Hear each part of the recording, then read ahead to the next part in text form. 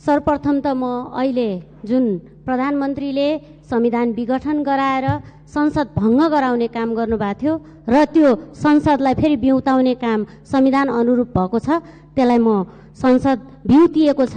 सर्वप्रथम म सर्वोच्च अदालतलाई धन्यवाद दिन चाहन्छु। र अर्को, अहिले महामारी रूपमा कोभिड फैलिएको र नयाँ रूपमा फेरि कोभिडले चाहिँ नि जन्म लिएको भन्ने कुरा आइराखेको छ। यो विषयमा स्वास्थ्य मन्त्रालयलाई ध्यान आकर्षण गराउन चाहन्छु कि अहिले जुन ढङ्गले स्वास्थ्य मन्त्रालयले कर्मचारीको व्यवस्थापनदेखि लिएर जनताका विषयलाई चाहिँ गम्भीरतापूर्वक अगाडि बढाइराखेको छैन, त्यसलाई गम्भीरतापूर्वक अगाडि बढाउन र नन कम्युनिकेबल डिजिजहरू जस्तो चाहिँ ट्रान्सप्लान्टको कुरा अहिले रोकिराखेको विषयमा चाहिँ किडनीमा चाहिँ डायलिसिसको जुन अनुदान विगत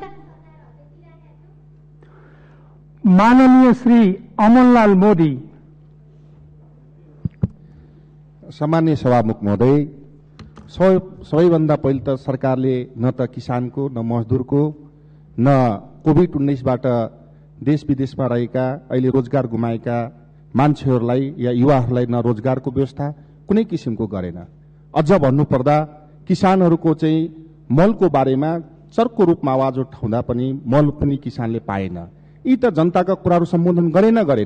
अझ भारतको चाहिँ रका प्रमुख नेपाल आएर प्रधानमन्त्रीलाई गोप्य भेट गरेर त्यसको सार्वजनिक गर्नुपर्ने कुराहरू पनि भएन। त्यही अनुरूप हामी बाहिर पनि सुन्छौं, यो सत्य कुरा के हो थाहा छैन। अझ संसद विघटन गर्छ। संसद विघटन गरिसकेपछि असंवैधानिक कदम चाल्छ। असंवैधानिक कदमको विरुद्धमा आम जनता, नागरिक समाज, बुद्धिजीवी, वकिल सबै आफ्नो ठाउँबाट भूमिका खेलेर संसद पुनर्स्थापना हुन्छ। संसद पुनर्स्थापना भइसकेपछि झन संसदमा चाहिँ विनिवेश दिनुपर्नेमा सरकार मौन बस्छ। यस्ता विषयवस्तुलाई आज जुन तरिकाले संसद गतिहीन बनाइराखेको छ, त्यो गतिहीनलाई फुकाउनको निम्ति पनि आम नागरिकको एउटा सर्वोच्च संस्था प्रतिनिधि सभाको माननीय श्री आशा कुमारी विक।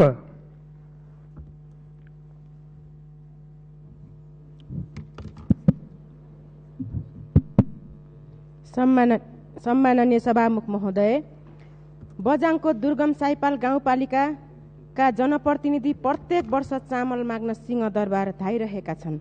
सरकारले यहाँको समस्या समाधान गर्नको लागि तत्काल स्थायी खाद्य डिपो स्थापना गर्न जरुरी छ।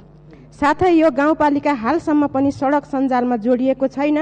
अर्कोतिर साइपाल हुँदै चीन जोड्ने सडकको काम कछुवाको गतिमा छ। यसर्थ चैनपुर ताक्लाकोट सडक निर्माणलाई तीव्रता दिन सम्बन्धित पक्षलाई ताकेता गर्न र सरकारको ध्यान आकर्षण गराउन चाहन्छु। त्रिदेशीय व्यापार र पर्यटनको सम्भावना बोकेको सडक छिटो सम्पन्न गर्नको लागि चीनतर्फको सिमानाबाट पनि काम सुरु गर्न अर्को छुट्टै ठेक्का गरी काम थाल्न सरकारलाई सभामुख मार्फत ध्यान आकर्षण गर्न चाहन्छु। माननीय श्री इन्दु कुमारी शर्मा।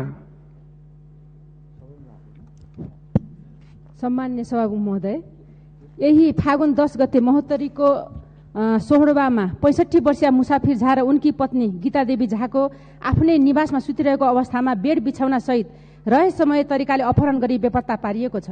आज 1 महिना पुगिसक्दा पनि पुलिस प्रशासनले झा दम्पतिको लास वा सास कुनै ठोस प्रमाण फेला पार्न सकेको छैन। यस घटनाले पूरा गाउँ शोक र त्रासमा छ। यस सन्दर्भमा मैले घटना घटे लगत्तै गृह सचिवसँग भेटघाट गरी घटनाको सत्य तथ्य छानबिन गरी दोषीलाई पक्राउ गर्न र झा दम्पतिको अवस्था सार्वजनिक गर्न माग गरेकी थिएँ। नागरिक आन्दोलनका कारण सरकारले बाध्य भएर सीबीआई छानबिन गर्ने आदेश गरे पनि पीडित परिवारले जाहेरी दिएका 4 जना व्यक्तिलाई सार्वजनिक गर्नु बाहेक झा दम्पतिको अवस्थामा अहिलेसम्म ठोस प्रमाण फेला पार्न सकेको छैन।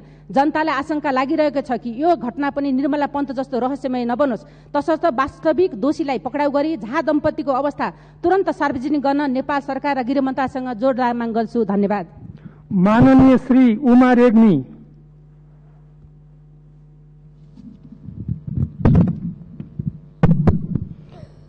सम्माननीय सभामुख महोदय, हत्या, हिंसा, बलात्कारको बिगबिगी छ नेपालमा। दिनकै 6 जना महिलाहरू तथ्याङ्कले त्यो प्रमाणित गर्छ कि दिनकै 6 जना महिला तथा किशोरीहरू किशोरीहरूको बलात्कार गरी हत्या भइरहेको छ। यस्तो गम्भीर सवालमा पनि सरकार किन यो कुरा यो सवाल किन सरकारको प्राथमिकतामा पर्दैन र सरकार किन गम्भीर छैन? अहिलेसम्म वास्तवमा भन्यो भने निर्मला पन्तको हत्या पत्ता लागेकै छैन। कहिले पत्ता लाग्ने हो? म प्रश्न गर्न चाहन्छु सरकारसँग र छिटोभन्दा छिटो यस्ता अपराधीहरूलाई कारवाही गरोस्, कडाभन्दा कडा कारवाही गरोस् भन्ने पनि म माग गर्न चाहन्छु। वास्तवमा भन्यो भने अमेरिका लगायत विश्वका कैयौं लोकतन्त्रवादी देशहरूमा पनि मृत्युदण्डको व्यवस्था छ यस्ता हत्याराहरूको लागि। तर माननीय श्री इकबाल मिया।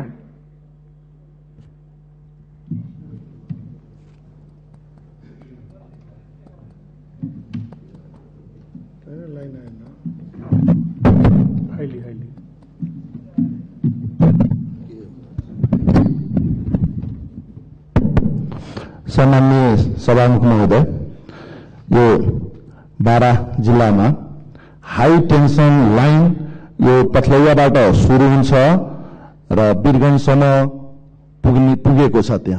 त्यहाँसम्ममा लगभग 25 देखि 30 वटा गाउँहरू चाहिँ एकदम परेका छन् र त्यसभित्र एकदम पुरा मान्छे त्यहाँका एकदम त्रासले, डरले, टेन्सन, हाई टेन्सन गएको छ बिजुलीको र त्यहाँका जनताहरू हाई टेन्सनमै जीवन बिताइरहेका छन्।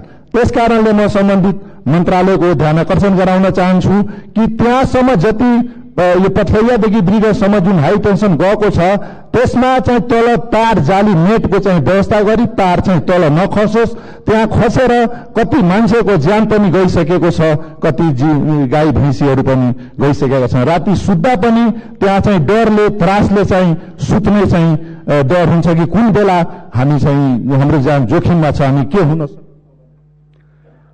माननीय श्री कुमारी तुलसी थापा।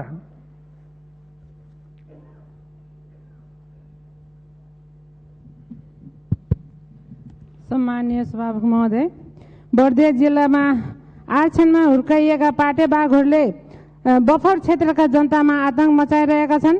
अहिलेसम्म एक गर्दै 9 जनाको जान लिइसकेछन्, तर सरकारले जनताको सुरक्षा गर्न कुनै उपाय अपनाउन सकेको छैन। अहिले बर्दिया जिल्लाको नेपाल भारत सिमानामा व्यापक तस्करी भइरहेको छ। बर्दियाका ठूला साना सबै बजारमा भारतीय सामान मात्र पाइन्छ, तर सो बमोजिम 10% पनि राजस्व नउठेको सुन्नमा आएको छ। सभामुख महोदय, नेपाल भारत सिमानामा नेपालको भूमि व्यापक अतिक्रमण भइरहेको छ तथा यतातिर सरकारको ध्यान जान सकेको छैन। बर्दिया सदरमुकाममा गुलेरियाबाट पूर्व पश्चिम राजमार्ग जाने बाटोमा पर्ने जब्दीघाट पुल अहिले पनि भत्किएकै अवस्थामा छ। त्यसमा ठेकदारको लापरवाहीले गर्दा भएको प्रमाणित भए तापनि न ठेकदारमाथि कारवाही भएको छ न त पुल मर्मत नै भएको छ। सभामुख भारत सरकारको ध्यान आकर्षण गराउन चाहन्छु। अन्तमा नेपालको धान उत्पादनको मूल थलो बर्दिया जिल्लालाई मानिन्छ, तर बर्दियामा सधैँ मलको अभाव छ। फेरि पनि मल। माननीय श्री कृष्ण प्रसाद दाहाल।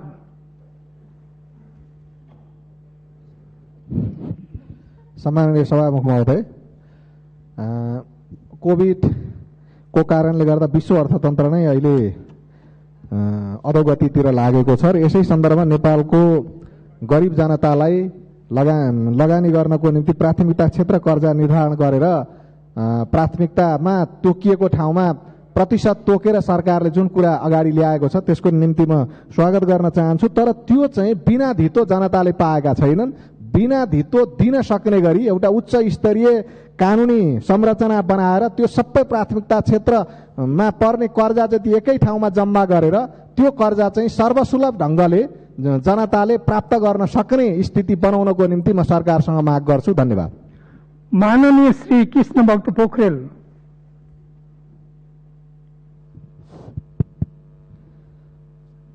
सम्माननीय सभामुखज्यू, विश्वको दुर्लभ वन्यजन्तुको रूपमा रहेको नेपालको पहिचान र शिरलाई उच्चो बनाइरहेको एकसिङे गैंडाको गणना हिजोबाट सरकारले चितवन राष्ट्रिय निकुञ्जबाट प्रारम्भ गरेको छ। यसको पूर्ण सफलताको कामना गर्दछु। घाँसे मैदान, वासस्थान, तालतलैयाको अभाव, चोरी सिकारी आदिका कारण सङ्कटमा पर्दै गएका प्रकृतिका यी अमूल्य निधिहरूको रक्षा गर्नु हामी सबैको दायित्व हो। एकसिङे गैंडा इतिहासमा डाइनोसर पढे जस्तै पढ्ने विषय नबनोस्। यसको संरक्षणका लागि रणनीतिक योजना बनाई सरकारले कार्यान्वयनमा ल्याओस् र अन्तर्राष्ट्रिय समुदायबाट प्राप्त सहयोग र समन्वयमा पनि अभिवृद्धि हुँदै जाओस् भन्ने आह्वान गर्न चाहन्छु। धन्यवाद। माननीय श्री केदार सिगदेल।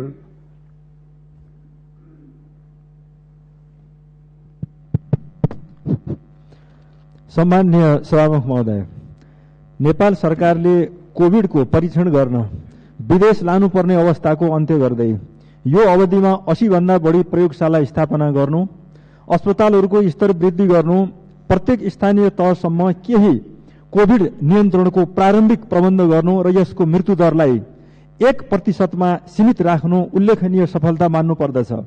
छिमेकी देश भारतमा यो महामारी फेरि दोस्रो चरणमा फैलिएको सुनिन्छ।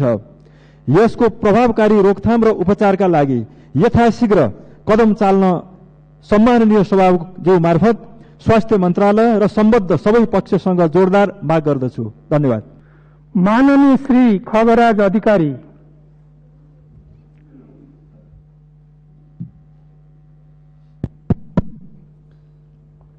सम्माननीय सभामुख महोदय, नैतिकता त गजबको छ।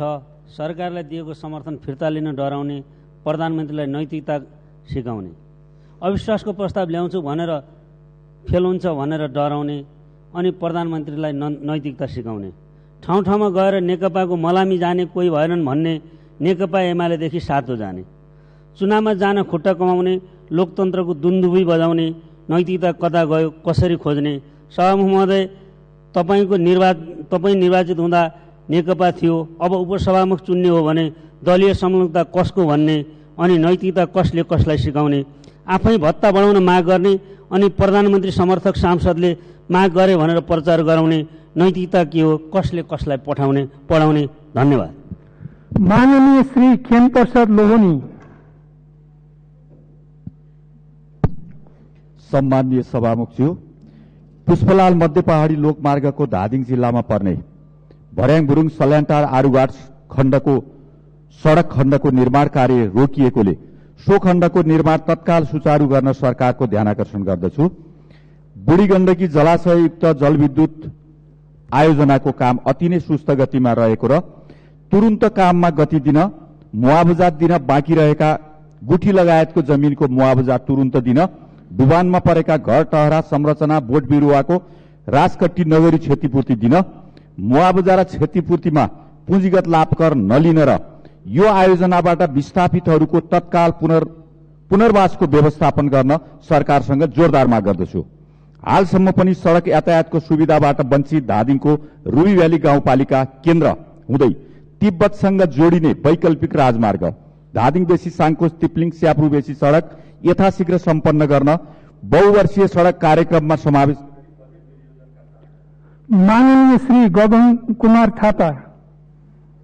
सम्माननीय सभामुख महोदय, कहिले प्रश्न छल्न हठात बैठक स्थगित, कहिले पार्टीभित्रको विरोधी तह लगाउन संसद भंग, अनि अहिले प्रतिनिधि सभा भंग गर्ने सनक सही थियो भन्ने स्थापित गर्नका लागि संसदलाई कामबिन बनाउने प्रपञ्च। यो विधेयक अधिवेशन हामी काम गर्न तयार छौं।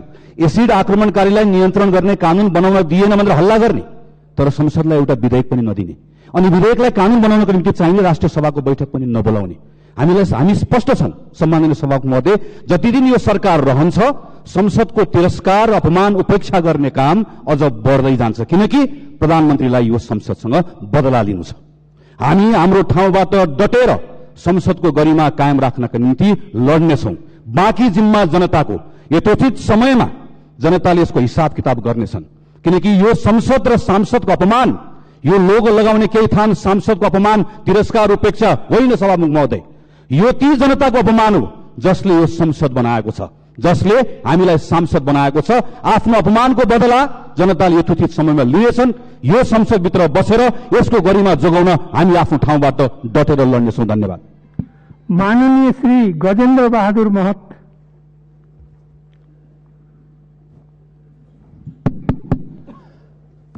सम्माननीय सभामुख महोदय, नेपाल राष्ट्रका माता र पिताले घाँटी निमोठेर मर्यो भनेर झाडीमा फालिएका हामी सांसदहरू जुरुक्क उठेर आउँदै गर्दा को समयमा यो संसदका हत्यारा सरकारका प्रतिनिधि भनौं अथवा खानेपानी मन्त्रीका भाषामा श्रीपाद सरकारका मन्त्रीले हाम्रो देश अल्प विकसितबाट विकासशील राष्ट्रमा पुगेको परापत्र आउँदैछ भन्नुभयो। त्यसो भए हुनाले मैले कर्णालीको यो यहाँ नक्सा ल्याएको छु सभामुख महोदय। कर्णाली नेपालभित्र पर्छ। यहाँ कर्णालीका मान्छेले अहिले पनि बत्ती पाएका छैनन्, अँध्यारोमै छ।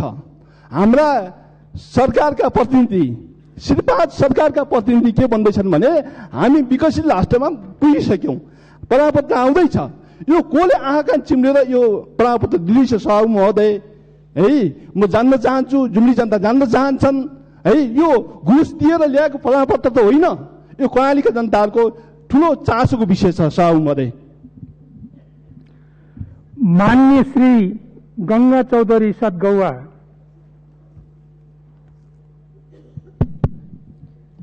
सम्माननीय सभामुख महोदय, आम निर्वाचनमा वाम गठबन्धनलाई राजनीतिक स्थिरताको लागि र स्थिर सरकारको लागि जनताले झण्डै 2/3 बहुमतका साथ विजय बनाएका थिए। अब चाहिँ देशमा राजनीतिक स्थिरता हुने भयो, समृद्ध नेपाल र सुखी नेपालीको अभिलाषा पूरा हुने भयो भनेर आम जनता र हामी पार्टीका इमान्दार कार्यकर्ताहरू शुभेच्छुकहरू खुसीले गदगद भएको स्थिति थियो।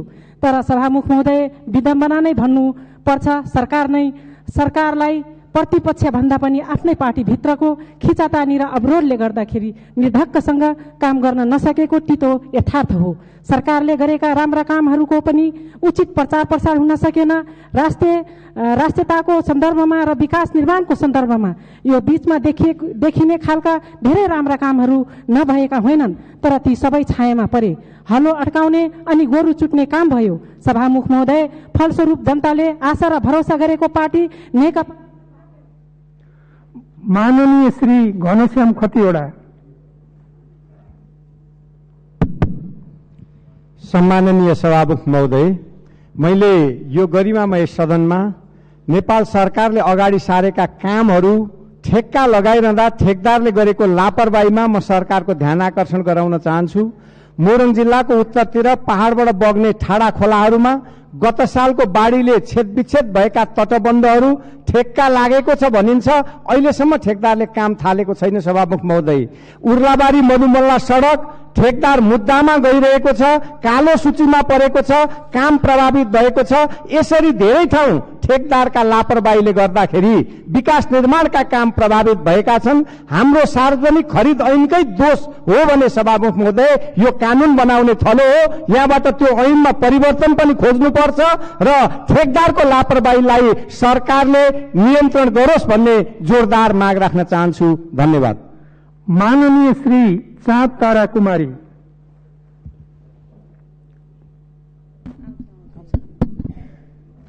सम्माननीय सभामुख महोदय, सर्वप्रथम त म असंवैधानिक सांसद विघटनको म विरोध गर्न चाहन्छु र त्यो अति निन्दनीय थियो। र त्योभन्दा पनि बढी निन्दनीय कुरा के छ भने यही जुन चाहिँ पुनर्स्थापना भएको संसदमा आएर नैतिकताको पाठ पढाउनु त्यो झनै निन्दनीय भएको म अनुभव गरिरहेको छु। कोरोना भाइरसको संक्रमण अत्यधिक बढिरहेको छ र विशेष गरी तराई क्षेत्रमा अझै बढिरहेको छ। त्यहाँ खुला बर्डर छ र भारतमा त्यसको चाहिँ धेरै चाहिँ कोरोनाको संक्रमण बढेको हुनाले यथाशीघ्र भ्याक्सिन तराई क्षेत्रमा बढीभन्दा बढी उपलब्ध गराउनको लागि म सरकारको ध्यान आकर्षण गराउन चाहन्छु। र अर्को, गणतन्त्र र धर्मनिरपेक्षता भएको राष्ट्र भए तापनि यसको अनुभव मुस्लिम समुदायहरूले पाउन सकिरहेको छैन। यो सरकारमा जुन चाहिँ ईद बकरीद र धार्मिक विधा जुन चाहिँ मुस्लिम समुदायले पाउने कटौती भएको छ, यसको म घोर विरोध गर्दै यसप्रति पनि म सरकारको गम्भीर ध्यान आकर्षण गराउन चाहन्छु। धन्यवाद। माननीय श्री जीप छिरिङ लामा। सभामुख महोदय, नेपालको जमिन चाहिँ इन्डियामा के अरे धापचोलाको लिबुले चाहिँ इन्डियामा पर्यो नेपालको जमिन भनेर सरकारले नक्सा प्रकाशित गर्यो र यहाँ सबै राजनीतिक पार्टीले यहाँ एकमतले सर्वसहमतले पास पनि गर्यो।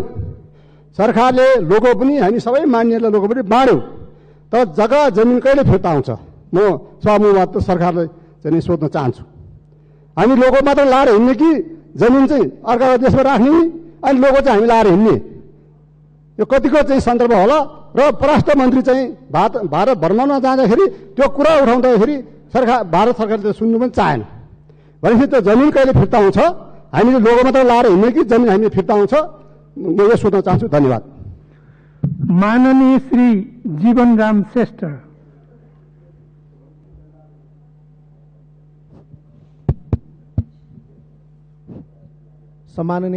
सम्माननीय सभामुख महोदय, असंवैधानिक ढंगले जनताको संसद विघटन गरेकोलाई पुनर्स्थापना गर्न आन्दोलन गर्ने दलहरू, नागरिक समाज, कानूनविद र संवैधानिक इजलासलाई हार्दिक धन्यवाद ज्ञापन गर्दछु।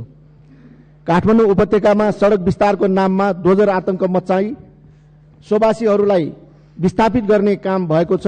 यो तत्काल बन्द गर्न सरकार समक्ष माग गर्दछु र काठमाडौँ उपत्यकाको सडक विस्तारको योजनालाई रिभ्यू गर्नको लागि पनि म सम्बन्धित निकायलाई माग गर्दछु। धन्यवाद।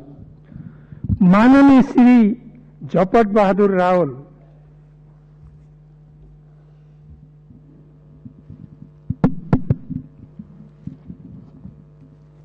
सम्माननीय सभामुख महोदय, करिब 9 महिनापछि बोल्न पाउँदा खुसी व्यक्त गर्दछु। पौष 5 देखि फागुन 11 सम्म यो सदनले शून्य समयको रूपमा बितायो। यो बीचमा अदालतको महत्त्वपूर्ण समय संसद विघटनको मुद्दाको सुनवाईलाई गर्नका लागि खर्च भयो। निर्वाचित प्रतिनिधि सभाले कुनै काम कारबाही गर्न पाएन। सदनले पारित गर्नुपर्ने नागरिकता विधेयक लगायतका महत्त्वपूर्ण कानूनहरू पारित हुन सकेनन्। प्रतिनिधि सभा विघटन गर्ने निर्णय सम्मानित सर्वोच्च अदालतले बद्ध गरिदियो। यस अवसरमा असंवैधानिक निर्णयलाई बद्ध गर्ने अदालत, आम जनता तथा निर्वाचित प्रतिनिधि सभाका मान्य सदस्यज्यूहरूलाई हार्दिक बधाई दिन चाहन्छु। यो बधाई दिइरहँदा दल विभाजन गर्ने गतिविधिहरू पनि देखिन थालेका छन्। राजनीतिक आकाशमा कालो बादल मडारिरहेको छ। मलाई आशा छ प्रतिनिधि सभामा प्रतिनिधित्व गर्ने राजनीतिक दल तथा जनताका प्रतिनिधिहरूले प्रतिनिधि सभालाई अकालमै मृत्युवरण गराउने छैनन्। संविधानको रक्षा र प्राप्त उपलब्धिहरूलाई संस्थापित गर्न पुनर्जीवित प्रतिनिधि सभाले हामी सबैलाई प्रेरणा र हौसला प्रदान गरोस्। धन्यवाद।